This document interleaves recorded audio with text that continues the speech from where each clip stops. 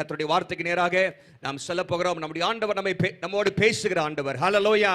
ஆண்டவர் நம்மோடு பேசுகிறவர். அவருடைய சத்தத்தை கேட்க நம்முடைய காதுகள் எப்பொழுதும் ஆயத்தமாக இருக்க வேண்டும் என்று சொல்லி கர்த்தர் விரும்புகிறார். இந்த நாளும் கூட ஆண்டவருடைய சமூகத்தில் திருச்சபைக்கு என்ன பேச வேண்டும் என்று சொல்லி ஜெபித்துக் கொண்டிருந்த பொழுது ஆண்டவர் இன்றைக்கு சில வார்த்தைகளை உங்களோடு பேசும்படியாக கர்த்தருடைய மனதில் வைத்தார். என்னுடைய செய்தியின் தலைப்பு இன்றைக்கு 5 calls to the church in this time of pandemic.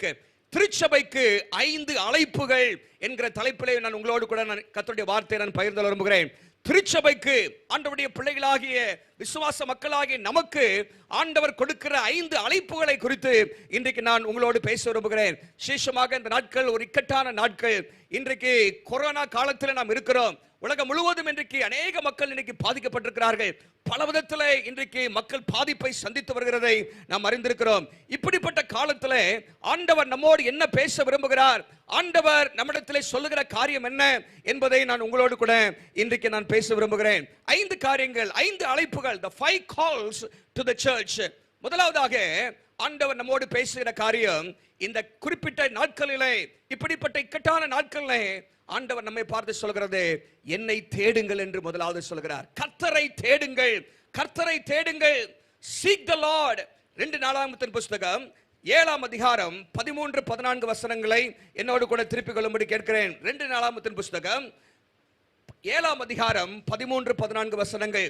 வேதம் எப்படியாக சொல்கிறது, நான் மழை பெய்யாதபடிக்கு வானத்தை அடைத்து, அல்லது தேசத்தை அழிக்க வெட்டுக்கிளிகளுக்கு கட்டளையிட்டு, அல்லது என் ஜனத்திற்குள் கொள்ளை நோயை அனுப்பும் போது, என் நாமம் தரிக்கப்பட்ட என் ஜனங்கள் தங்களை தாழ்த்தி ஜெபம் பண்ணி என் முகத்தை தேடி தங்கள் பொல்லாத வழிகளை விட்டு திரும்பினால், அப்பொழுது பரலோகத்தில் இருக்கிற நான் கேட்டு அவர்கள் பாவத்தை மன்னித்து அவர்கள் தேசத்துக்கு சேமத்தை கொடுப்பேன் என்று ஆண்டவர் அங்கே சொல்லியிருக்கிறார்.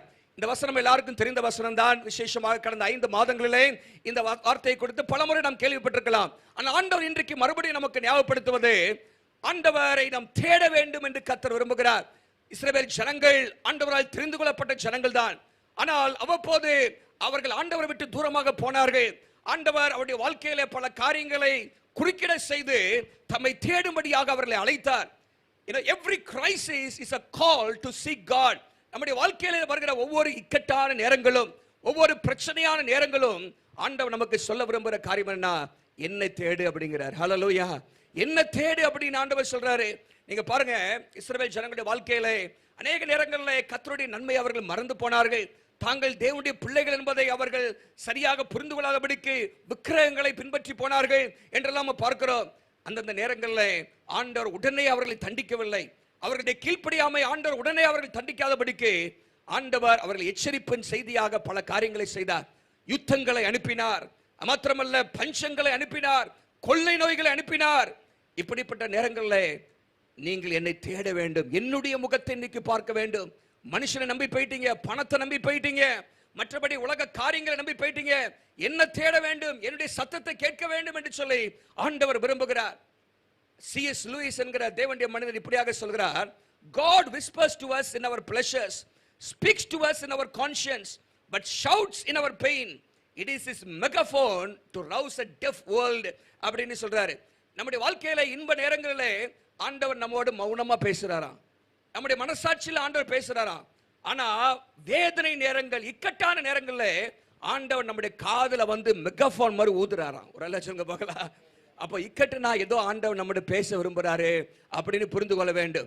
ஒரு முறை ஒரு 6 மாடி கட்டடத்திலிருந்து அந்த மாடி உச்சியிலிருந்து வேலை செய்து கொண்டிருக்கிறவர் கீழே நின்றுட்டு இருந்த ஒருத்தரை பார்த்து கூப்பிட்டாராம்.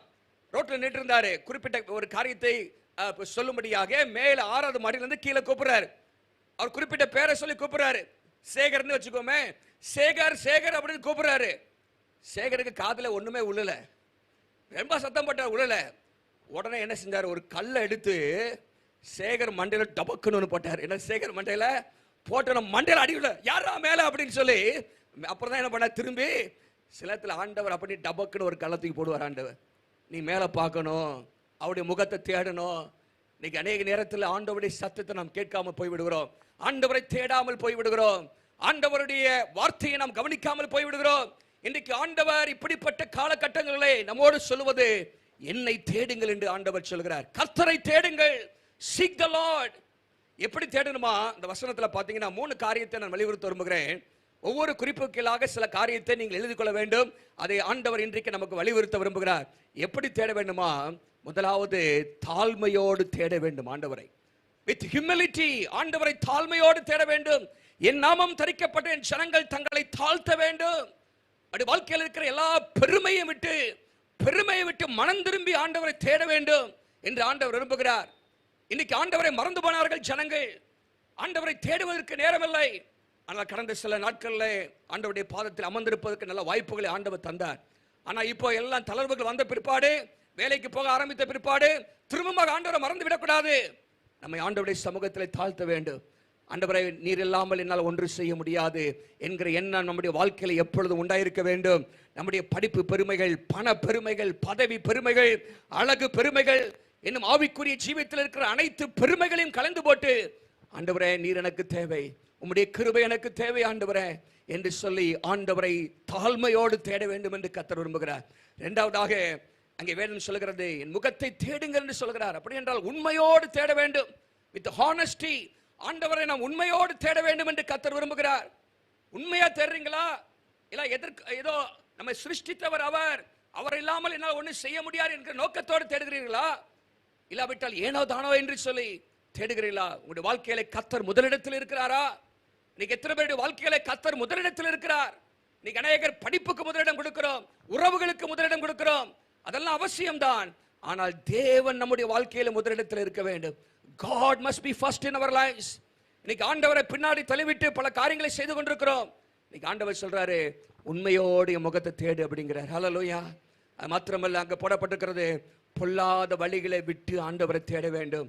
Seek the Lord with holiness. பரிசுத்தத்தோடு ஆண்டவரை தேட வேண்டும் என்று கர்த்தர் விரும்புகிறார்.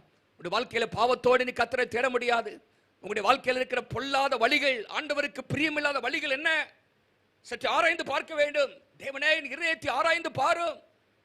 வேதனை உண்டாக்கும் வழி என்னிடத்தில் உண்டோ என்று பார்த்து என்னை நித்திய வழியிலே நடத்தும் என்று சங்கீதக்காரன் ஜெபிக்கிறானே. ஆண்டவருடைய சமூகத்தில், ஆண்டவரே என்னை பரிசுத்தப்படுத்துங்க என்று சொல்லி பரிசுத்த உள்ளத்தோடு கர்த்தரை தேட வேண்டும். தேவனுடைய பிள்ளைகள் பரிசுத்தத்தோடு ஆண்டவருடைய சந்ததியில் வர வேண்டும் என்று கர்த்தர் விரும்புகிறார். நாம் ஆராதிக்கும் போது பரிசுத்தத்தோடு ஆராதிக்க வேண்டும். ஆண்டவருடைய சமூகத்தில் வரும்பொழுது ஆண்டவர் நம்முடைய வாழ்க்கையில் இருக்கிற குற்றங்களை உணர்த்த நாம் அவருக்கு இடம் கொடுக்க வேண்டும். பொல்லாத வழிகளை விட்டு நாம் அவரை தேட வேண்டும் என்று கர்த்தர் விரும்புகிறார். நீங்கள் தொடர்ந்து இருக்கிற அதிகாரங்களை நீங்கள் வாசிக்கும் பொழுது 2 நாளாகமத்தின் புஸ்தகத்தில் நீங்கள் 8ஆம் அதிகாரத்திலிருந்து தொடர்ந்து நீங்கள் வாசிப்பேன்னு சொன்னால், அநேக தேவ மனிதர்கள் கர்த்தரை தேடின மனிதர்களை குறித்து சொல்லப்பட்டிருக்கிறது. ஆசாவை குறித்து சொல்லப்பட்டிருக்கிறது. கர்த்தரை அவன் தேடினான். யோசபாத் கர்த்தரை தேடினான். எசேக்கியா கர்த்தரை தேடினான். யோசியா கர்த்தரை தேடினான். இது வாழ்க்கையிலே ஆண்டவர் மகிமையான காரியங்களை செய்தார். ஹல்லேலூயா. அவருடைய தனிப்பட்ட வாழ்க்கையில எழுப்புதலை தந்தார். தேசத்திலே கர்த்தர் எழுப்புதலை தந்தார். இவங்க எல்லாம் ஆண்டவரை தேடினபடினாலே கர்த்தர் தேசத்திலே ஒரு பெரிய மாற்றங்களை ஆண்டவர் தந்தார். ஹல்லேலூயா. அவர்கள் எப்படி தேடினார்கள் என்று சொல்லி நீங்க மீதமுள்ள அதிகாரங்களை வாசிக்க முடியும். தேட வேண்டும் ஆண்டவரை. எப்படிலாம் தேடணும்?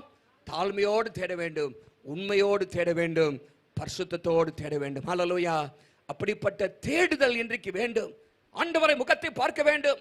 சங்கீதக்காரன் சொல்கிறான், சங்கீதம் 27:8, என் முகத்தை தேடுங்கள் என்று சொன்னீரே, உம்முடைய முகத்தையே தேடுவேன் கர்த்தாவே என்று என் இருதயம் உம்மிடத்திலே சொல்லிற்று. எத்தனை பேர் சொல்ல முடியும்? ஆண்டவரே, உம்முடைய முகத்தையே நான் தேடுவேன் ஆண்டவரே. திருச்சபை ஆண்டவரை தேட வேண்டும். முதலாவது தேவ ராஜ்யத்தை தேட வேண்டும். முதலாவது ஆண்டவருக்கு உங்களுடைய வாழ்க்கையில் இடமளிக்க வேண்டும். கர்த்தரை தேடுங்கள். Seek the Lord என்பதுதான் ஆண்டவர் இன்றைக்கு திருச்சபைக்கு கொடுக்கிற முதலாவது அழைப்பாக இருக்கிறது. இரண்டாவது ஆண்டவர் தருகிற அழைப்பு என்ன? Trust the Lord. ஆண்டவரை நம்புங்கள், கர்த்தரை நம்புங்கள் என்று ஆண்டவர் நம்மோடு பேசுகிறார். அநேக வசனங்கள் இருந்தாலும் ஒரு குறிப்பிட்ட சங்கீதத்தை நான் உங்களுக்கு காண்பிக்க விரும்புகிறேன். அந்த சங்கீதத்திலிருந்து சில வார்த்தைகளை உங்களோடு பேசும்படியாக என்று ஆவியானவர் என்னுடைய இருதயத்தில் வைத்தபடினாலே அந்த சங்கீதத்தை திருப்பிக் கொள்வோம். சங்கீதம் 31 எடுத்துக்கொள்ளுங்கள். இது ஒரு தாவீதின் சங்கீதம் என்று சொல்லி நாம் அங்கே வாசிக்கிறோம். முதல் வசனத்தில் தாவீது சொல்கிறார், கர்த்தாவே உம்மை நம்பி இருக்கிறேன் என்று சொல்கிறார். 14ஆம் வசனத்தில் வாசிப்பீங்கன்னா, நானோ கர்த்தாவே உம்மை நம்பி இருக்கிறேன், நீரே என் தேவன் என்று சொன்னேன். 19ஆம் வசனத்தில் நீங்க வருவீங்க சொன்னா அங்கே போடப்பட்டிருக்கிறது, உமக்கு பயந்தவர்களுக்கும் மனுபுத்திரருக்கும் முன்பாக உம்மை நம்புகிறவர்களுக்கும் நீர் உண்டு பண்ணி வைத்திருக்கிற உம்முடைய நன்மை எவ்வளவு பெரிதாக இருக்கிறது. கர்த்தரை நம்பினான். எப்படிப்பட்ட சூழ்நிலை தாவீது கர்த்தரை நம்பினான் என்றால், அதே சங்கீதத்தில் நீங்கள் வாசிப்பீங்கன்னா பலவிதமான காரியங்கள் அங்கே சொல்லப்பட்டிருக்கிறது. சில காரியங்களை நான் உங்களுக்கு சொல்ல விரும்புகிறேன். நீங்கள் 9ஆம் வசனத்தில் வாசித்தீங்கன்னா தாவீது சொல்கிறார், நான் நெருக்கப்படுகிறேன் என்று சொல்கிறார். ஐ ஆம் இன் டிஸ்ட்ரஸ் அப்படின்னு போடப்பட்டிருக்கிறது. நெருக்கப்படுகிறேன். இன்னுமாக 10ஆம் வசனத்திலையும் 11ஆம் வசனத்திலையும் வாசிப்பீங்கன்னா பல காரியங்கள் அங்கே பார்க்கிறோம். சஞ்சலம் என்கிற வார்த்தை இருக்கிறது, தவிப்பு என்கிற வார்த்தை இருக்கிறது, பலவீனம் என்கிற வார்த்தை இருக்கிறது, நிந்தை என்கிற வார்த்தை 11ஆம் வசனத்திலே நிந்தை, நான் என் அயலாருக்கு நிந்தையானேன் என்று அவன் சொல்கிறான். இன்னுமாக 13ஆம் வசனத்திலே அநேகர் சொல்லும் அவதூறை கேட்டேன் என்று சொல்கிறான். மாத்திரமல்ல, நீங்கள் 13ஆம் வசனத்தில் பின்பகுதியிலே திகில் என்னை சூழ்ந்து கொள்ளுது. ஆங்கிலத்தில் fear is on every side. எப்பக்கமும் பயங்கள், திகில் இருக்கிறது. பாருங்க, அவன் போய்க்கிற பாதையை பாருங்க, என்னென்ன வார்த்தையெல்லாம் பயன்படுத்துறான் பாருங்க. நெருக்கம், சஞ்சலம், தவிப்பு, பலவீனம், நிந்தை, அவதூறு, திகில் என்று பல காரியங்களை அவன் சொல்லும் போது கடை சொல்றான் 14ஆம் வசனத்துல, எவ்வளவு காரியம் இருந்தாலும் ஆண்டவரே, நானோ எல்லாம் சொல்லுங்க பார்க்கலாம், நானோ கர்த்தாவே உம்மை நம்பி இருக்கிறேன். என் வாழ்க்கையில பல நெருக்கங்கள் வரலாம், என் வாழ்க்கையில எப்பக்கமும் ஒரு திகில் இருக்கலாம், எங்க பக்கம் பார்த்தாலும் ஒரு திகில், ஒரு பயம். fear is on every side. எங்க பார்த்தாலும் ஒரு பயம். அப்படிப்பட்ட ஒரு சூழ்நிலைக்குள்ளாக போய் கொண்டிருக்கலாம். அந்த சூழ்நிலை தாவீது சொல்கிறான், நானோ கர்த்தரை நம்பி இருக்கிறேன். இத்தனை பேர் தாவீதோடு கூட சேர்ந்து சொல்ல முடியும்? இதே சங்கீதத்தில் முதல் வசனத்தை அவன் சொல்கிறான், கர்த்தாவே உம்மை நம்பி இருக்கிறேன் ஆண்டவரே, I trust in you Lord, I take refuge in you Lord என்று சொல்லிவிட்டு இங்க பாருங்க 18ஆம் வசனத்துல, மன்னிக்கவும் 19ஆம் வசனத்தில் அவன் சொல்கிறான், உமக்கு பயந்தவர்களுக்கும் மனுபுத்திரருக்கு முன்பாக உம்மை நம்புகிறவர்களுக்கும், அந்த வார்த்தை அண்டர்லைன் பண்ணுங்க, உம்மை நம்புகிறவர்களுக்கும் நீர் உண்டு பண்ணி வைத்திருக்கிற உம்முடைய நன்மை எவ்வளவு பெரிதா இருக்கிறது. ஹல்லேலூயா. ஆண்டவர் நமக்கு வைத்திருக்கிற நன்மை எவ்வளவு பெரிதா இருக்கிறது. நம் ஆண்டவரை நம்ப வேண்டும் என்று கர்த்தர் விரும்புகிறார். ஹல்லேலூயா. அவர் என்ன செய்வாராம்? 2 காரியத்துக்காக ஆண்டவரை நம்ப வேண்டும். ஒன்று, ஆண்டவர் நம்முடைய தேவைகளை சந்திப்பார் என்று நம்ப வேண்டும். We have to trust God for his provisions. ஆண்டவர் நம்முடைய தேவைகளை சந்திப்பார். உடைய வாழ்க்கையில 5 மாதங்கள் கஷ்டமான நேரங்கள் தான், அநேகருக்கு போதுமான வருமானம் இல்லை தான். ஆனா எத்தனை பேர் சொல்ல முடியும் கர்த்தர் நம்முடைய தேவைகளை சந்தித்தார் என்று சொல்லி? ஹல்லேலூயா. நீங்க உண்மையாகவே கர்த்தரை நம்பி வாழ்ந்திருந்தால் ஆண்டவர் உங்களுடைய தேவைகளை அற்புதமாய் சந்திச்சிருப்பார். ஹல்லேலூயா. ஆண்டவர் தேவைகளை சந்திக்கிறவர். எலியாவை பஞ்ச காலத்திலே ஆண்டவர் அற்புதமாக அவருடைய தேவைகளை சந்தித்தார். காகங்களை கொண்டு சந்தித்தார், விதவையின் மூலமாக சந்தித்தார், அறியாத வழிகள் மூலமாக கர்த்தர் சந்தித்தார். ஆண்டவரை நம்பும் பொழுது கர்த்தர் நம்முடைய தேவைகளை சந்திப்பார். ஹல்லேலூயா. மாத்திரமல்ல, கர்த்தர் என்னை பாதுகாப்பார் என்று நம்ப வேண்டும். ஹல்லேலூயா. கர்த்தர் என்னை பாதுகாப்பார். ஐயோ கொரோனா வந்துருமோ, கொரோனா என்ன தாக்கிருமோ என்று அல்ல, கவனமா இருக்கணும். அதை கூட நான் பின்னாடி சொல்கிறேன். ஆனால் கர்த்தர் என்னை பாதுகாப்பார் என்கிற நம்பிக்கை வேண்டும். ஹல்லேலூயா. பொல்லாப்பு உனக்கு நேரிடாது என்று சொல்லியிருக்கிறார். பாருங்க, இதே சங்கீதத்தில் 20ஆம் வசனத்தை பார்த்தீங்கன்னா அங்கே ஆண்டவர் என்ன சொல்றாரு? மனுஷருடைய அகங்காரத்துக்கும் அவர்களை உமது சமூகத்தின் மறைவிலே மறைத்து, ஆண்டவர் என்ன செய்யறாரா? நம்மை மறைக்கிறாரா? He hides us. நம்மை ஆண்டவர் மறைக்கிறார். நாவுகளின் சவுக்குக்கு அவர்களை விளக்குகிறார். உமது கூடாரத்தில் ஒளித்து வைத்து காப்பாற்றுகிறார். 3 வார்த்தைகள் எனக்கு பிடித்திருந்த. ஒன்று, மறைக்கிறார், விளக்குகிறார், காப்பாற்றுகிறார். ஒரு சொல்லுங்க பார்க்கலாம். ஆண்டவர் நம்மை மறைத்து காப்பாற்றுகிறார். ஹல்லேலூயா. தீங்கு உங்களை அணுகாதபடி உங்களை மறைப்பார். தம்முடைய செட்டைகள் நிழலை கர்த்தர் உங்களை மறைப்பார். நம்மை ஆண்டவர் மறைத்து நம்மை பாதுகாக்கிற தேவனாக இருக்கிறார் என்று சொல்லி பார்க்கிறோம். அங்க பாருங்க, you shall hide them in the secret place of your presence என்று ஆங்கிலத்திலே சொல்லப்பட்டிருக்கிறது. அநேகர் தீங்கு நம்ம வாழ்க்கையில இழைக்க முயற்சி செய்யலாம். அநேகர் என்ன செய்கிறார்களா? நீங்க அந்த வசனத்துல வாசிக்கும் 20ஆம் வசனத்துல மனுஷருடைய அகங்காரத்துக்கு அப்படின்னு போட்டு, இங்கிலீஷ்ல கான்ஸ்பிரசி பிளாட், உங்களை காலி பண்ணிடலாம், உங்களை விரோதமாக பலர் என்ன பண்ணுவாங்க? சதி திட்டங்களை திட்டுவாங்களாம். கான்ஸ்பிரசி பிளாட் அப்படின்னு போட்டிருக்கு ஆங்கிலத்தில். அப்படின்னா உங்களுக்கு விரோதமாக சதி திட்டங்கள். இன்னைக்கு பிசாசு சில திட்டங்கள் வச்சிருக்கலாம், ஆனா எல்லாவற்றுக்கும் கர்த்தர் உங்களை மறைத்துக் கொள்வார். ஹல்லேலூயா. ஆண்டவர் உங்களை என்ன செய்வாராம்? விளக்குவார். இது எல்லாவற்றுக்கும் விளக்கி ஆண்டவர் உங்களை தமது கூடாரத்திலே ஒளித்து வைத்து காப்பாற்றுவார். ஒரு சொல்லுங்க பார்க்கலாம். ஏன்னா சங்கீதக்காரன் சொல்கிறான், நான் உம்மை நம்பி இருக்கிறேன். ஹல்லேலூயா. ஆகவே நான் ஒரு அற்புதமான பாடலை பாடின, உம்மை நம்பி இருக்கிறேன் ஆண்டவரே என்று சொல்லி. ஹல்லேலூயா. எல்லாம் சொல்லுங்க பார்க்கலாம். உம்மை நம்பி இருக்கிறேன் ஆண்டவரே. நானோ but for me I trust in you lord. கர்த்தரை நம்புங்கள், அவர் உங்கள் தேவைகளை சந்திப்பார். கர்த்தரை நம்புங்கள், அவர் உங்களை பாதுகாப்பார். தம்முடைய கூடார மறைவிலே மறைத்து வைத்து உங்களை பாதுகாப்பார். அவர் அக்கினி மதிலாக இருந்து உங்களை பாதுகாப்பார். அது மாத்திரமல்ல, வேதம் சொல்லுகிறது, தூதர்களை கொண்டு கர்த்தர் நம்மை பாதுகாப்பார். ஹல்லேலூயா. இன்னைக்கு எப்பக்கமும் திகில் இருக்கலாம், எப்பக்கமும் இங்கே கொரோனா என்கிற ஆபத்து இருக்கலாம், ஆனா கர்த்தர் நம்மை பாதுகாக்கிற தேவனாய் இருக்கிறார். Trust in the Lord. கர்த்தரை நம்புங்கள், ஆண்டவர் என்னை பாதுகாப்பார் என்கிற நம்பிக்கை தேவ பிள்ளைகளுக்கு வேண்டும். That is the second call to the church this morning. அதான் இன்றைக்கு ஆண்டவர் இரண்டாவது அழைப்பாக இருக்கிறது.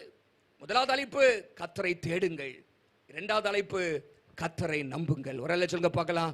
2 தெசலோனிக்கர் 1ஆம் அதிகாரம் 4ஆம் வசனத்திலே அங்கே வேதம் இப்படியாக சொல்கிறது.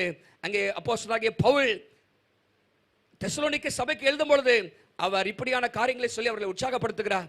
நீங்கள் சகிக்கிற சகல துன்பங்களிலும் உபத்திரவங்களிலும் விசுவாசத்தை நீங்கள் காண்பிக்கிறது நிமித்தம் உங்களை குறித்து நாங்கள் தேவனுடைய சபையில் மேன்மை பாராட்டுகிறோம். உபத்திரவம் இருக்கிறது, துன்பம் இருக்கிறது, ஆனா உங்க விசுவாசத்தை நாங்க பார்க்க முடியுது அப்படிங்கிறார். ஹல்லேலூயா. எத்தனை பேருடைய வாழ்க்கையில மற்றவர்கள் உங்களுடைய விசுவாசத்தை பார்க்கத்தக்கதாக வாழ்ந்து கொண்டிருக்கிறீர்கள்? ஆண்டவர் மேலே விசுவாசம் வைப்போம். ஹல்லேலூயா. மூன்றாவது ஆண்டவர் தருகிற அழைப்பு என்ன? இந்த நாட்களில் ஆண்டவருடைய சத்தத்தை நாம் கேட்க வேண்டும் என்று கர்த்தர் விரும்புகிறார். ஆண்டவருடைய அழைப்பின் சத்தத்தை நம்முடைய காதுகள் கேட்க வேண்டும். மூன்றாவதாக கர்த்தரின் அன்பை காண்பியுங்கள், காண்பியுங்கள். show the love of the Lord. கர்த்தரை தேடுங்கள், கர்த்தரை நம்புங்கள். மூன்றாவது ஆண்டவர் சொல்கிற காரியம் கர்த்தரை காண்பியுங்கள். இந்த உலகம் கர்த்தரை பார்க்க விரும்புகிறது. 2 வசனங்களை நான் வாசிக்க விரும்புகிறேன். எல்லாருக்கும் தெரிந்த வசனம் தான். மத்தேயு 5ஆம் அதிகாரம் 13 16 வரைக்கும் வாசிக்கிறேன். நீங்கள் பூமிக்கு உப்பாய் இருக்கிறீர்கள். உப்பானது சாரமற்று போனால் எதனால் சாரமாக்கப்படும்? வெளியே கொட்டப்படுவதற்கும் மனுஷரால் மிதிக்கப்படுவதற்குமே ஒழிய வேறு ஒன்றுக்கும் உதவாது. நீங்கள் உலகத்திற்கு வெளிச்சமாய் இருக்கிறீர்கள். மலையின் மேல் இருக்கிற பட்டணம் மறைந்திருக்க மாட்டாது. விளக்கை கொளுத்தி மரக்கால முடி வைக்காமல் விளக்கு தண்டின் மேல் வைப்பார்கள். அப்பொழுது அது வீட்டில் உள்ள யாவருக்கும் வெளிச்சம் கொடுக்கும். இவ்விதமாய் மனுஷர் உங்கள் நற்கிரியைகளை கண்டு பரலோகத்தில் இருக்கிற உங்கள் பிதாவை மகிமைப்படுத்தும்படி உங்கள் வெளிச்சம் அவர்கள் முன்பாக பிரகாசிக்க கடவுது. ஹல்லேலூயா. மற்றவர்களுக்கு முன்பாக உங்க வெளிச்சம் பிரகாசிக்கணுமா? ஒரு அல்ல சொல்லுங்க பார்க்கலாம். இன்றைக்கு உலகத்தின் மக்கள் வேதனையில் இருக்கிறார்கள், பலவிதமான பிரச்சனைக்குள்ளாக இருக்கிறார்கள், ஆபத்தை சந்தித்துக் கொண்டிருக்கிறார்கள், மரித்துக் கொண்டிருக்கிறார்கள், தேவையோடு இருக்கிறார்கள். இப்படிப்பட்ட காலத்தில் திருச்சபை இயேசுடைய அன்பை அவர்களுக்கு காண்பிக்க வேண்டும் என்று கர்த்தர் விரும்புகிறார். ஹல்லேலூயா. நீங்களும் நானும் நற்கிரியைகள் மூலமாக குறிப்பாக 3 காரியங்களை இங்கே நான் வலியுறுத்த விரும்புகிறேன். நம்மை சுற்றி இருக்கிற மக்களை நாம பார்க்க வேண்டும். உங்களையே நீங்கள் பார்த்து கொண்டிருக்க கூடாது. உங்களுடைய தேவைகளே நீங்கள் பெருசாக நினைக்க கூடாது. இன்னைக்கு எத்தனையோ பேர் மிகுந்த கஷ்டத்தில் இருக்கிறாங்க, நம்மை காட்டிலும் பயங்கரமான பாடுகளுக்குள்ளாக சென்று கொண்டிருக்கிறார்கள். அவர்களுக்கு நாம் என்ன செய்ய வேண்டும்? We need to look around and see the need and help others. மற்றவருடைய தேவைகளை கொஞ்சம் பார்க்கணும். இந்த உலகத்தின் மக்களுடைய தேவைகளை பார்க்கணும். நமக்கு தெரிந்தவர்களுடைய தேவைகளை பார்க்கணும். ஆண்டவருடைய பிள்ளைகளாக நாம் இந்த நாட்களில் கிறிஸ்துவின் அன்பை வெளிப்படுத்தணும் விரும்புகிறேன். ஹல்லேலூயா. இன்னைக்கு திருச்சபை நல்ல சமாரியன்களாக மாறணும். திருச்சபையில் இருக்கிற ஒவ்வொரு தேவ பிள்ளையும் ஒரு நல்ல சமாரியனாக இருக்கணும் என்று கர்த்தர் விரும்புகிறார். லூக்கா 10ஆம் அதிகாரம் 30 37 வரைக்கும் வாசித்தீங்கன்னா ஆண்டவராக இயேசு அங்கே ஒரு நல்ல சமாரியன் அங்கே ஓமையை ஆண்டவர் சொல்கிறார். ஆண்டவர் அதில் முடிக்கும் போது சொல்றாரு, நீயும் போய் அப்படியே செய்ய என்று சொல்கிறார். ஹல்லேலூயா. இன்னைக்கு நற்கிரியைகள் அவசியம், நற்கிரியைகள் அவசியம், உதவி செய்தல் அவசியம். கிறிஸ்துவின் அன்பையும் மனதுருக்கத்தையும் இன்னைக்கு திருச்சபை மற்றவர்களுக்கு காண்பிக்க வேண்டும். விசுவாசிகளுக்குள்ளே ஒருவருக்கொருவர் நாம் உதவி செய்ய வேண்டும். எத்தனையோ மக்கள் இன்றைக்கு கஷ்டப்படுகிறார்கள். கடந்த 5 மாதங்களில் அநேகருக்கு நம்முடைய திருச்சபை மூலமாக நீங்கள் கொடுத்த உதவி மூலமாக அநேகருக்கு உதவி செய்ய கர்த்தர் உதவி செய்தார். சில லட்சங்கள் உதவி செய்ய கர்த்தர் உதவி செய்தார். மருத்துவ உதவிகளை செய்தோம், கல்வி உதவிகள், வேலை இழந்தவர்களுக்கு பொருள் உதவிகள், விதவைகளுக்கு உதவிகள், இன்னும் கஷ்டப்படுகிற சில போதர்களுக்கு கூட கடந்த நாட்களில் நம்முடைய சபை மூலமாக நீங்க கொடுத்த அந்த கான்ட்ரிபியூஷன்ல இருந்து அநேகருக்கு உதவி செய்ய கர்த்தர் உதவி செய்தார். ஹல்லேலூயா. ஆனா அது போதாது. ஹல்லேலூயா. ஆனா ஒவ்வொருவரும் நீங்க ஒரு குடும்பத்தையாவது நீங்க பராமரிக்கிற அளவுக்கு உங்களால் இயன்றதை நீங்க செய்வீங்கன்னா ஆண்டவர் நம்மை ஆசீர்வதிப்பார். ஹல்லேலூயா. எனக்கே இல்லைன்னு நினைக்காதுங்க, இருக்கிறத பகிர்ந்து கொடுக்க வேண்டும். அதுதான் ஆண்டவர் நம்மிடத்தில் எதிர்பார்க்கிற ஒரு காரியம். எப்படி ஆண்டவருடைய அன்பை காண்பிக்கலாம்? 3 விதத்திலே நான் இன்றைக்கு உங்களுக்கு சொல்ல விரும்புகிறேன். ஒன்று, ஜெபத்தின் மூலமாக. ஜெபத்தின் மூலமாக ஜெபம் தேவை. மற்றவர்கள் எத்தனையோ பேர் இருக்கிறாங்க, எல்லாருக்கும் நம்ம உதவி செய்ய முடியாது, ஆனா எல்லாருக்கும் நம்ம ஜெபிக்க முடியும். ஹல்லேலூயா. எல்லாருடைய கண்ணீரையும் எல்லாருடைய கவலைகளையும் எல்லாருடைய பாடுகளையும் ஆண்டவரே நீர் போக்கியர்களும் அவர்களுக்கு நீ உதவி செய்தரலும் என்று சொல்லி கர்த்தரை நோக்கி நாம் மன்றாட முடியும். அரசியல் தலைவர்களுக்காக மன்றாட வேண்டும், அவர்கள் சரியான திட்டங்களை கொண்டு வரும்படியாக நாம் மன்றாட வேண்டும். ஜெபம் அவசியம். பேதுருவுக்காக ஆண்டவர் ஜெபித்தார். பேதுருடைய விசுவாசம் ஒளிந்து போகாதபடி ஜெபித்தார். இந்த நாட்களில் யாரும் விசுவாசத்தை விட்டு பின்வாங்கி போய்விடாதபடிக்கு திருச்சபை மக்கள் உறுதியாக விசுவாசத்தில் இருக்க வேண்டும் என்று சொல்லி நாம் அதிகமாக ஜெபிக்க வேண்டும். ஆண்டவர் சீஷருடைய பாதுகாப்பிற்காக ஜெபித்தார். யோவான் 17ஆம் அதிகாரத்தை வாசித்து பாருங்க. ஆண்டவரே அவர்களை பாதுகாத்தருளும் என்று சொல்லி ஜெபித்தார். தீங்கு அவர்களை அணுகக்கூடாது, சாத்தான் அவர்களை தொடக்கூடாது என்று இயேசு ஜெபித்தார். நீங்களும் அப்படிப்பட்ட ஜெபம் செய்ய வேண்டும். ஹல்லேலூயா.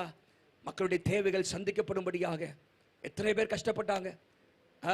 எத்தனை மைக்ரண்ட் ஒர்க்கர்ஸ் இன்னைக்கு வேலைகளை இழந்து பல இடங்களிலே போய் தன்னுடைய உயிரை மாய்த்து கொண்டார்கள்.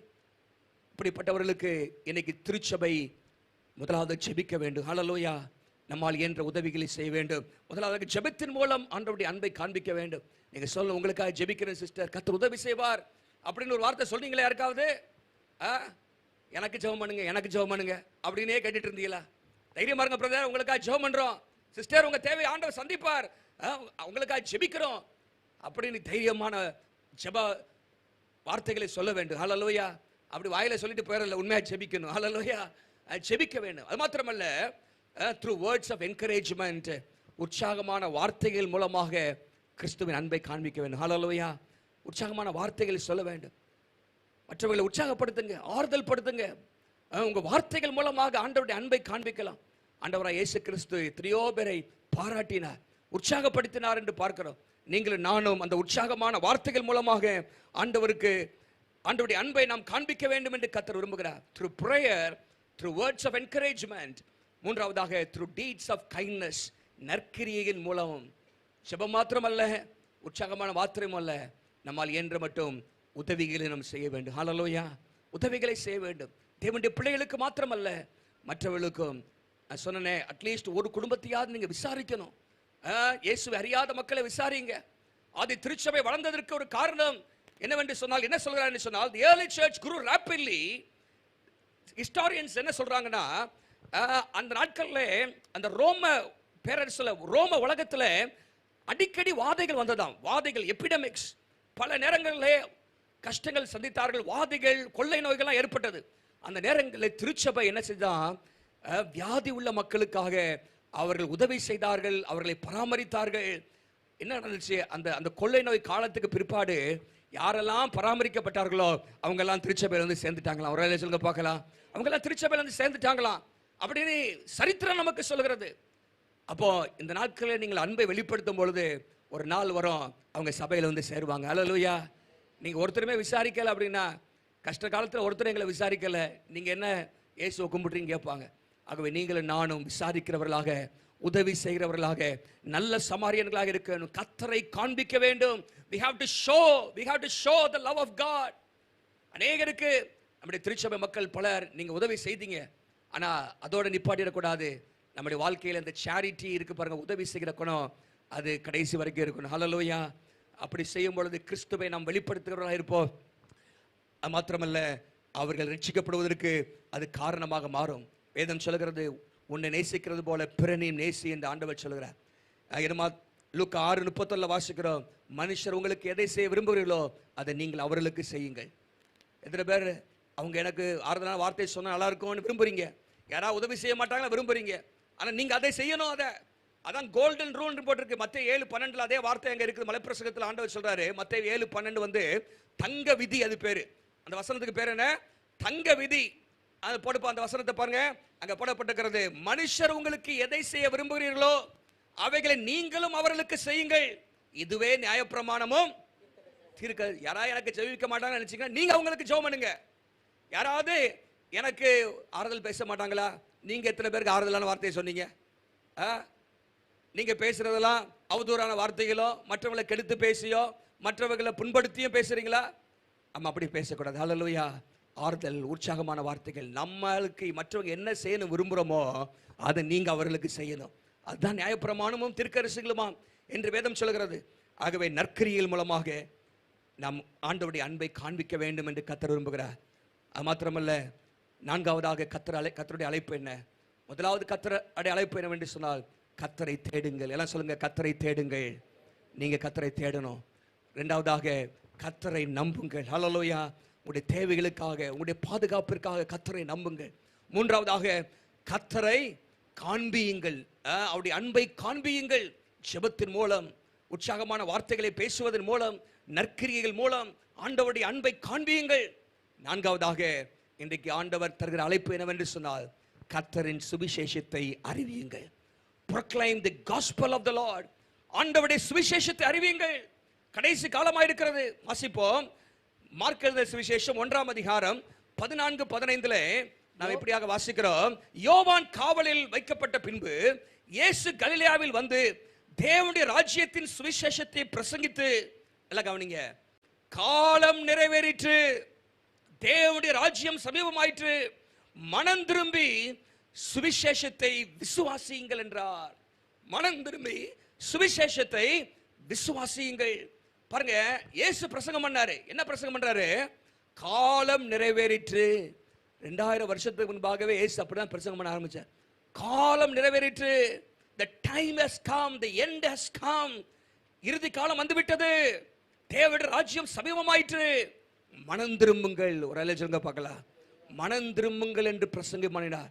யோவான் ஸ்நானகனும், நீங்கள் மத்தேயு 3ஆம் அதிகாரம் 2ஆம் வசனத்தில் வாசித்தீங்கன்னா அதே பிரசங்கத்தை தான் பண்ணி ஆரம்பிக்கிறார். காலம் நிறைவேறிற்று என்று சொல்கிறார். மனம் திரும்புங்கள், பரலோக ராஜ்யம் சமீபமாய் இருக்கிறது என்று பிரசங்கம் பண்ணினார். எல்லாம் கவனிங்க, இன்னைக்கு நீங்களும் நானும் ஆண்டவருடைய சுவிசேஷத்தை பிரசங்கிப்பதற்காக அழைக்கப்பட்டிருக்கிறோம். அல்லேலூயா. இந்த நாட்களை காட்டிலும் இந்த நாட்கள் சுவிசேஷத்தை பிரசங்கிப்பதற்கு சாதகமான நாட்கள். ஆண்டவருடைய அன்பை மற்றவர்களுக்கு சொல்ல வேண்டும், கிறிஸ்துவை பற்றி மற்றவர்களுக்கு நாம் அறிவிக்க வேண்டும். ஒன்று காண்பிக்க வேண்டும், அடுத்து அறிவிக்க, அடுத்த ஸ்டெப்புக்கு போனோம், அறிவிக்க வேண்டும். காலம் நிறைவேறிற்று, நீங்கள் நானும் எச்சரிக்க வேண்டும். அல்லேலூயா.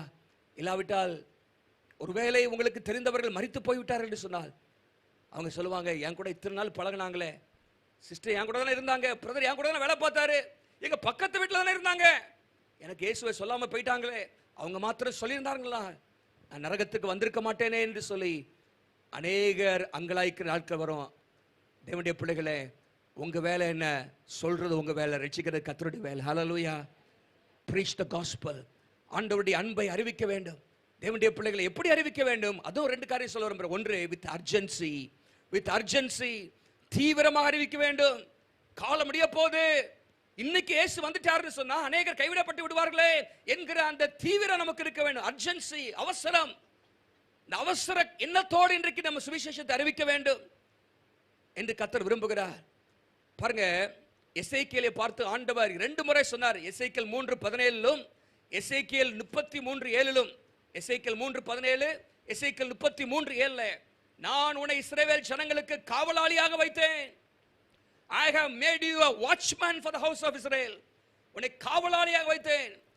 எல்லாம் கவனிங்க, இன்னைக்கு ஆண்டவர் தான் சொல்றாரு, உங்க தெருவுக்கு நீங்க தான் காவலாளி, உங்க குடும்பத்துக்கு நீங்க தான் காவலாளி, உங்க சொந்தக்காரங்க மத்தியில் நீங்க தான் காவலாளி, நீங்க வேலை ஸ்தலத்தில் நீங்க தான் காவலாளி. You are a watchman. Watchman என்ன செய்யணுமா? அந்த வசனத்தில் நீங்க வாசித்து பார்த்தீங்கன்னா 2 பகுதியுமே, எசேக்கியேல் 3ஆம் அதிகாரத்தை, எசேக்கியேல் 33ஆம் அதிகாரத்தை வாசித்து பார்த்தீங்கன்னா ஆண்டவர் சொல்ற ஒரு காரியம், என் சத்தத்தை கேட்டு மக்களை எச்சரிப்பா அப்படிங்கிறாரு. மக்களை என்ன பண்ணு? எச்சரி, எச்சரி. அவங்க கேட்டா அவங்க பாடு, கேட்கலாட்டா அவங்க பாடு. உன் வேலை என்னது? தேவ அன்போடு எச்சரி. ஹல்லேலூயா.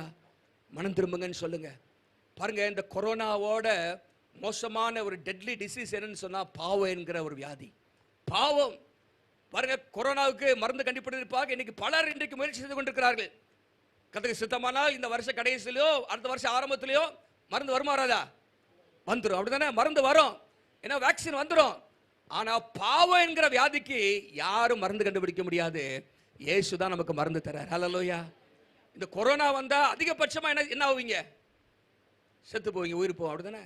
ஆனா அந்த பாவம் என்கிற வியாதி மரணத்தோடு முடிவதல்ல. இந்த பாவம் என்பது நித்திய நரகத்துக்கு நேராக நம்ம கொண்டு செல்கிறது. நித்திய நரகத்துக்கு நேராக கொண்டு செல்கிறது.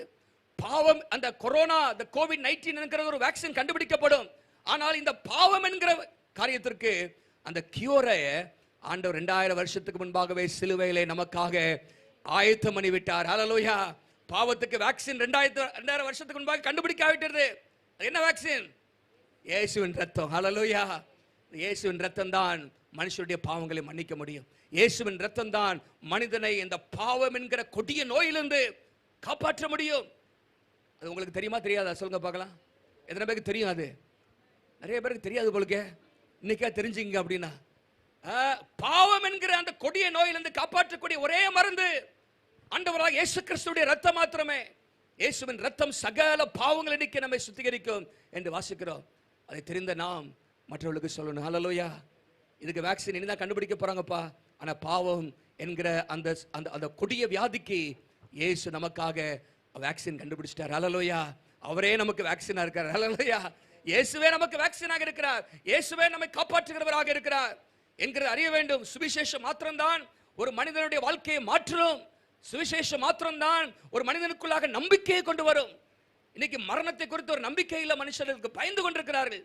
ஆனா மரித்தாலும் பரலோகத்துக்கு போவோம் என்கிற நம்பிக்கையை தேவனுடைய பிள்ளைகளாகிய கிறிஸ்தவர்களுக்கு மாத்திரம்தான் ஆண்டவர் தந்திருக்கிறார். Gospel gives us hope.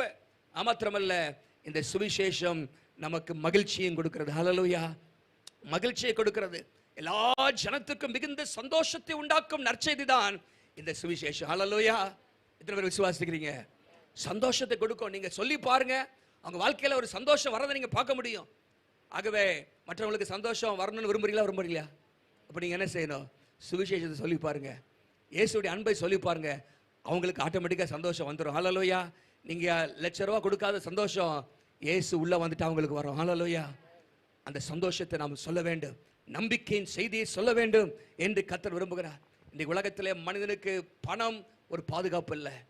உலகத்தில் எந்த ஒரு காரியமும் பதவி அவர்களுக்கு பாதுகாப்பு இல்லை. உயர் பதவியில் இருக்கிறவங்களாம் வேலை இழந்து போய்விட்டார்கள். பணத்தை நம்பினவர்களாம் இன்றைக்கு வீண் போய்விட்டார்கள். ஆனால் இயேசு மாத்திரம்தான் நமக்கு நம்பிக்கை. ஹல்லேலூயா. ஆங்கிலத்தில் ஒரு பாடல் உண்டு, only Christ is the solid rock, all of the ground is sinking sand. மற்ற எல்லாமே ஒரு புதை மணல் மாதிரி தான் நம்ம கீழே கொண்டு போயிடும். ஆனால் இயேசு மாத்திரம்தான் உறுதியான கற்பாரியாக இருக்கிறார். ஹல்லேலூயா. இயேசுவை நம்பினவர்கள் அசைக்கப்படுவதில்லை. அந்த செய்தியை நாம் அறிவிக்க வேண்டும் என்று கர்த்தர் விரும்புகிறார். எசேக்கியேலுக்கு அதான் சொல்லப்பட்டது, உன்னை காவலாளியாக வைத்தேன், நீ போய் சொல்லு, எச்சரிப்பின் செய்தியை சொல்லு என்று ஆண்டவர் சொன்னார். இந்த அர்ஜென்சியோடு சொல்வது மாத்திரமல்ல, சாந்தத்தோடு சுவிசேஷத்தை சொல்லணும். ஹல்லேலூயா. ஜென்டில்னஸ். 1 பேதுரு 3:15 வாசிக்கிறோம், உங்களில் இருக்கிற நம்பிக்கை குறித்து உங்களிடத்தில் விசாரித்து கேட்கிற யாவருக்கும் சாந்தத்தோடும் வணக்கத்தோடும் உத்தரவு சொல்ல எப்பொழுதும் ஆயத்தமாயிருங்கள் என்று கர்த்தருடைய வசனம் நமக்கு சொல்கிறது. எப்பொழுதும் ஆயத்தமாயிருங்கள். 2 தீமோத்தேயு 4:1 வாசிக்கிறோம், சமயம் வாய்த்தாலும் வாய்க்காவிட்டாலும் திருவசனத்தை பிரசங்கம் பண்ணு. இன்னைக்கு ஆண்டவர் தருகிற 4வது அழைப்பு. இப்படிப்பட்ட காலகட்டத்தில் மக்கள் மரித்துக் கொண்டிருக்கிறார்கள். எத்தனையோ பேர் இன்றைக்கு மரித்துக் கொண்டிருக்கிறார்கள். ஆனால் எத்தனையோ பேர் வேதனையில் இருக்கிறாங்க. இயேசுவை சொல்லுங்க அவங்களுக்கு. இயேசு மற்றதை பார்த்துக் கொள்வார். இயேசு அவளுக்கு நம்பிக்கையை தருவார், மகிழ்ச்சியை தருவார், வாழ்க்கையை மாற்றுவார். தேவனுடைய பிள்ளைகளே, நீங்கள் ஒரு காவலாளி. ஹல்லேலூயா. எச்சரிப்பை சொல்லுகிற காவலாளி, மக்களை அலர்ட் பண்ணுகிற, அழிவு வருது, ஆபத்து வருது என்று அலர்ட் பண்றவங்க தான் வாட்ச்மேன். அப்போ அலர்ட் பண்ண வேண்டும் என்று சொல்லி கர்த்தர் விரும்புகிறார். கடைசியாக ஒரு அழைப்பை ஆண்டவர் தருகிறார். முதலாவது அழைப்பு, கர்த்தரை தேடுங்கள். 2வது அழைப்பு, கர்த்தரை நம்புங்கள். 3வது அழைப்பு, கர்த்தரை அன்பை காண்பியுங்கள். 4வது அழைப்பு, கர்த்தருடைய சுவிசேஷத்தை அறிவியுங்கள். 5வது அழைப்பு, கர்த்தர் தந்த ஞானத்தை பயன்படுத்துங்கள். கர்த்தர் தந்த ஞானத்தை பயன்படுத்துங்கள். எபேசியர் 5:15 சொல்கிறது, நீங்கள் ஞானமற்றவர்களைப் போல நடவாமல் ஞானமுள்ளவர்களைப் போல கவனமாய் நடந்து கொள்ள பார்த்து, be very careful then how you live, not as unwise but as wise என்று வேதம் சொல்கிறது. கொலோசியர் 4:5 வாசிக்கிறோம். கொலோசியர் 4:5 புறம்பே இருக்கிறவர்களுக்கு முன்பாக ஞானமாய் நடந்து காலத்தை பிரயோஜனப்படுத்திக் கொள்ளுங்கள். நல்லா கவனிங்க, கர்த்தர் தந்த ஞானத்தை பயன்படுத்தணும். ஹல்லேலூயா. இந்த நாட்கள்ல ஞானம் இல்லாம நடக்கக்கூடாது. நம்ம ஆண்டவர் பாதுகாக்கிறார், அதே சமயத்தில் உங்களுக்கு கொடுக்கிற அந்த அறிவியை நீங்க பயன்படுத்தணும். ஹல்லேலூயா. அதான் மாஸ்க் போடுங்க அப்படிங்கிறோம், அதான் விலகி இருங்க அப்படின்னு சொல்றோம். அப்படித்தானே? இல்லை, ஏன்னா பாருங்க, ஒரு வசனத்தை சொல்றேன் பாருங்க. ஆண்டவராக இயேசு கிறிஸ்து சோதிக்கப்பட்ட பொழுது அங்கே பிசாசு சொல்றான், அங்கே வனாந்திரத்தில் என்ன சொல்றான்? அங்கே லூக்கா 4:12 வாசித்தீங்கன்னா, அதுக்கு முதன வசனத்தில் மலையிலேருந்து குதி அப்படிங்கிறான் இயேசுவை. ஏசு கொதிச்சிருக்கலாம்ல, எனக்கு கொதிக்க தெரியாதா, என்ன காப்பாத்து அப்படிங்கல. ஆண்டவர் சொல்றாரு, உன் தேவனாய கர்த்தரை பரீட்சை பாராதிருப்பாயாக. மாஸ்க் போடாம நீங்க வெளியே சுத்திட்டு இருந்தீங்கன்னா யாரை பரீட்சை பார்க்குறீங்க சொல்லுங்க? ஆண்டவரை பரீட்சை பார்க்க, you are testing the Lord. அப்போ ஆண்டவர் நமக்கு சில ஞானத்தை கொடுத்திருக்கும் போது அந்த ஞானத்தை என்ன பண்ணணும்? பயன்படுத்த வேண்டும். விலகீரு அப்படிங்கும்போது 4 பேரை கட்டி பிடிச்சிட்டு இருந்தீங்க, அது என்னது? ஞானம் இல்லை. அப்போ அரசாங்கம் சொல்லுதுன்னா எதுக்காக சொல்லுது? சில நம்முடைய பாதுகாப்பிற்காக, சில மருத்துவருடைய ஆலோசனை நிமித்தமாக சொல்லப்பட்டிருக்கிறது. பாருங்க, இயேசு நீங்க யோவான் 8ஆம் அதிகாரத்தில் நீங்க எடுத்தீங்கன்னா 59ஆம் வசனத்துல, யோவான் 8ஆம் அதிகாரம் 59ஆம் வசனத்துல இயேசு என்ன செஞ்சாங்களாம்? கல்லறியறதுக்காக எல்லாம் கல்லுக எடுத்துட்டாங்களாம். இயேசுவை கல்லறியறதுக்காக கல்ல எடுத்துட்டாங்களாம். அப்ப இயேசு என்ன செஞ்சிருக்கலாம்? இயேசு சர்வ வல்லவரா இல்லையா? இயேசு எல்லாத்தையும் படைத்தவரா இல்லையா? இயேசு என்ன செஞ்சாங்களா? இந்த கல்லெல்லாம் கீழே விளக்கடவுது அப்படின்னு சொல்லியிருந்தாலும் பொத்து பொத்து விழுந்து அவன் பயந்துருப்பான். இல்லாட்ட என்ன சொல்லியிருக்கலாம்? கல்லெறிகிற எல்லாரும் பட்சித்து போட ஆண்டவரேன்னு சொல்லியிருந்தா என்ன எடுத்துக்கலாம். ஆனா அப்படிலாம் ஒன்றும் சொல்லல. இயேசு அவர்களை கையில் இருக்க கல்ல கீழே விழ அற்புதம் செய்யல, அவங்களுக்கு கொன்றும் போடல.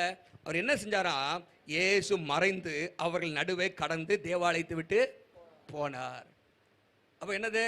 அவர் ஒரு பிரச்சனை இருக்கு அப்படின்னா மறைந்து போ, தள்ளி போ. சொல்லுங்க பக்கத்துல பசங்க, தள்ளி போ கொஞ்சம். பாருங்க, அது இது ஆண்டவர் பரீட்சை, ஆண்டவர் டெஸ்ட் பண்ணலங்க. சில காரியத்தை ஞானத்தை பயன்படுத்த வேண்டும். நீங்க பாருங்க 2 கொரிந்தியர் 11:33 அங்கே வாசிக்கும் பொழுது அப்போஸ்தலர் நடவடிக்கைகள் நடந்த ஒரு சம்பவத்தை பவுல் அங்கே எழுதுகிறார். அவருக்கு ஒரு சின்ன ஆபத்து வந்தது. அப்போ என்ன செஞ்சாரா? 2 கொரிந்தியர் 11ஆம் அதிகாரம் 33ஆம் வசனத்தை நான் வாசிக்கிறேன்.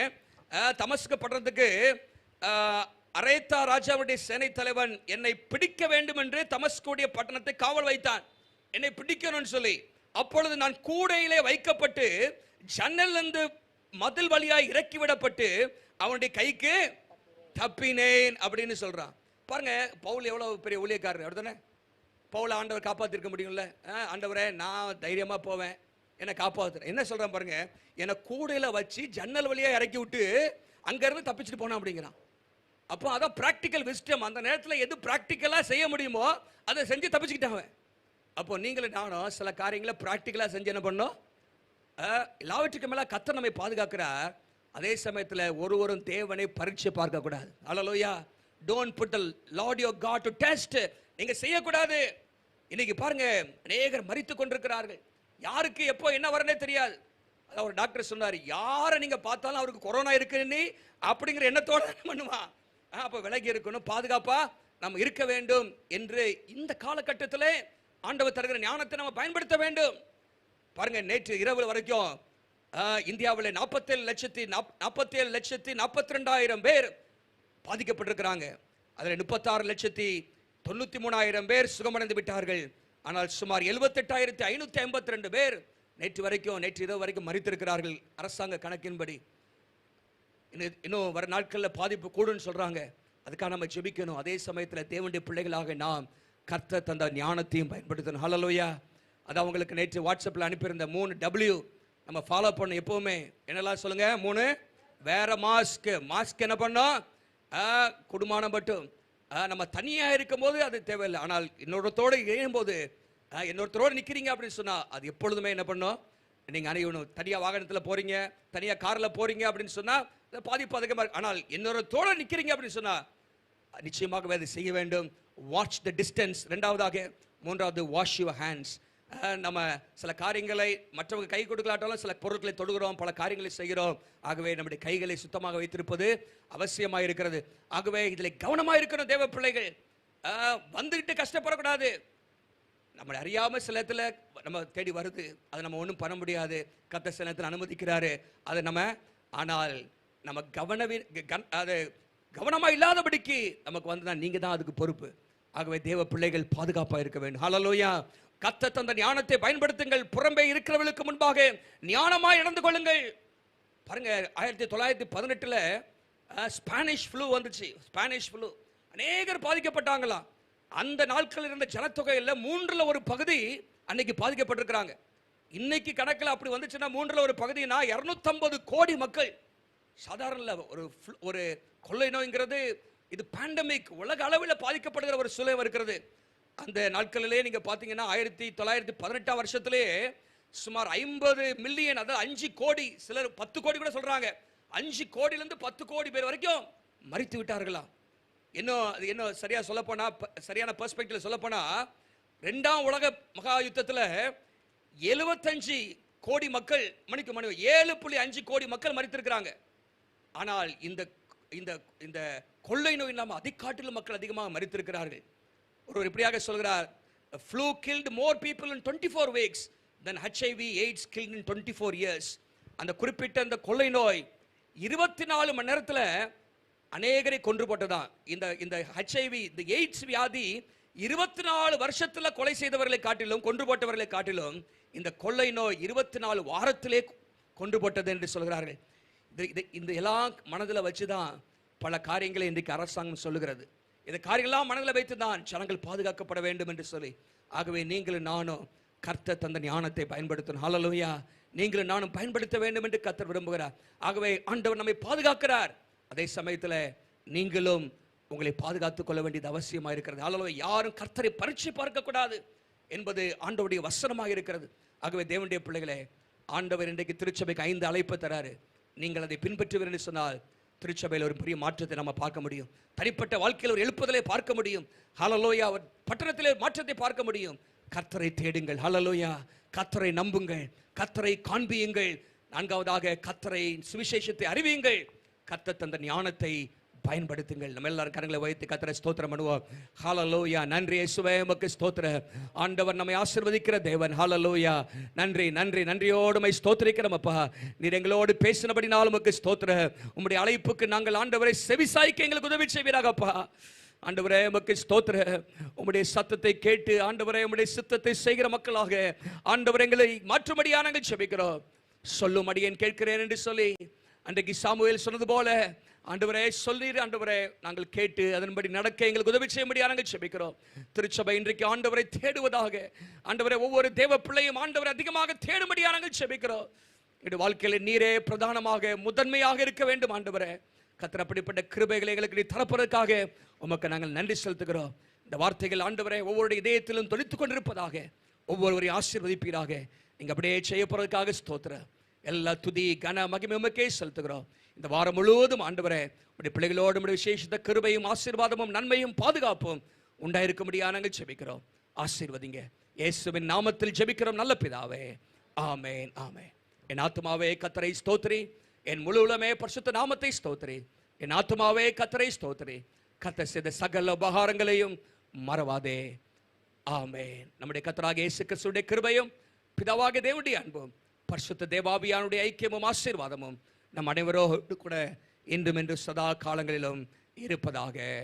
ஆமென். ஹல்லேலூயா. கர்த்தரை மகிமைப்படுத்துவோம்.